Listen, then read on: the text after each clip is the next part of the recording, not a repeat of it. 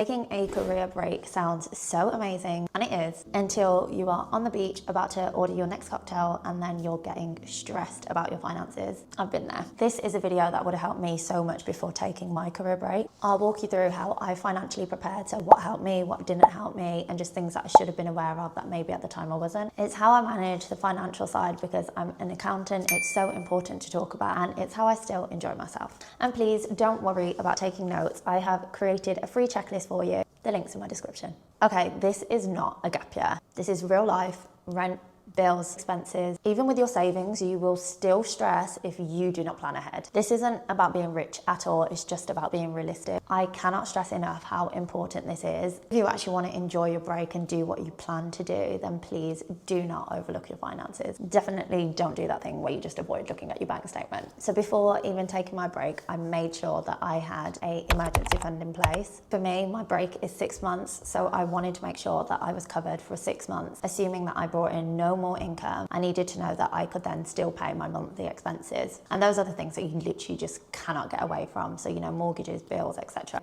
This just gave me a bit of breathing room because when I really thought about it, I thought, what am I actually getting so stressed about? You have your fund. I'm not going to lie though, something to think about is how liquid that emergency fund is, and I think that's kind of what my problem is. I do wish I kind of had a bit more in cash savings, so where my money is maybe tied up in stocks and shares, ISAs, crypto, premium bonds, a LISA. I've just been really reluctant to sell unless I feel I have to. That is a reason I think it is just a little bit more uncomfortable, say, compared to if I did just have the cash kind of sitting in my account, which again, with inflation and everything, is that the best thing to do? It's just so important to have this emergency fund, and I'll talk about unexpected costs as well. You do just really want to make sure that you're starting off in a good place. My biggest tip is track everything.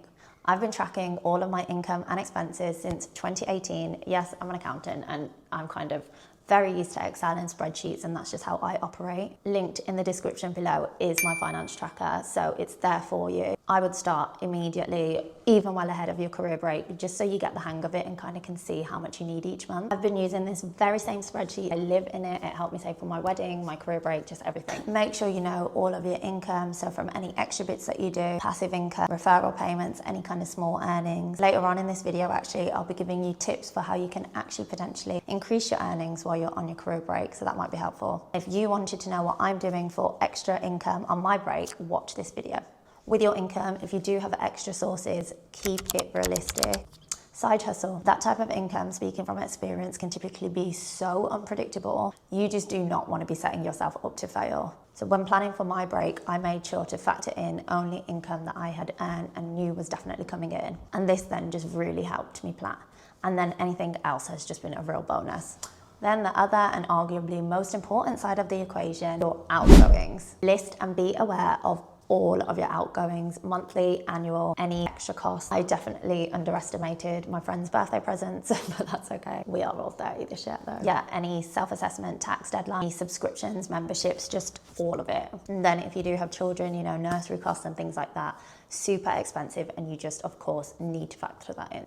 Do not forget any debt repayments as well. And if you're using credit cards during your career break, make sure you are on top of when those need to be repaid without charging any interest. Tracker is in my description, and this part of the process is critical. If you just do not know exactly where your money is coming in and where it's going out, you are going to be so overwhelmed very, very quickly. Annual subscriptions, do put them in your calendar so you are not charged anything extra for any late payments and you're just not caught off guard. Things like this that I've thought of are maybe professional body membership fees, Canva subscriptions, MyFitnessPal, maybe car insurance, MOT costs, whatever is coming up during your career break. You need to think of everything. Before your break, check your employer's policy on whether they still cover you as part of their benefits, perhaps for any healthcare, any dental plans, therapy, things like that. Sometimes you'll find you can retain that benefit still if your employer covers it at no extra cost to you anyway. If you're traveling, there's travel insurance, and you just don't know what could happen and where you might need a little bit of buffer for healthcare. Hasn't been anything crazy so far, but again, unexpected costs. So I did just mention travel, which is super, super exciting. If you are doing that, I had the best time traveling. Well, okay, besides when I got ill, but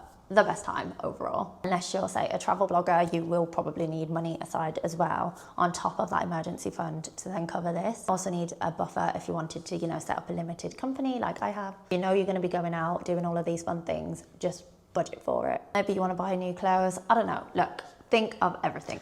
Then once you have all of that, you think that's everything, but not quite, you might need an inflation buffer. You don't want your career break kind of feeling tighter over time, especially depending on how long it is. During my break, I've had my phone bill go up, my rent go up, some bills go up, so do just try to factor that in. That reminds me, I need to try and renegotiate my phone bill. Moral of what I've said so far, even though it's probably pretty impossible, just really try to make it as accurate as possible so there are no extra surprises. Sorry, I feel like it's literally been all kind of doom and gloom and these huge expenses and things so far, and obviously that's so important to talk about. But what I haven't touched on, and what might be a benefit actually, is where you can get extra income. So a benefit of not working is that you might actually get a tax rebate, so that just kind of depends whether your career break falls within the tax share or not. This isn't something that I could do, but maybe if you are traveling, you could put your house on rent or Airbnb or something. That could be a nice way to get extra income. Do check with any mortgage providers if that's something that you're going to be doing. Be careful on that one. And if you are allowed, so do check the terms of your career break, but if you could potentially get employment abroad, that's if you're traveling during the break, that could be an option. I recently just went to Thailand and I met someone who was actually teaching English online. It's kind of freelance,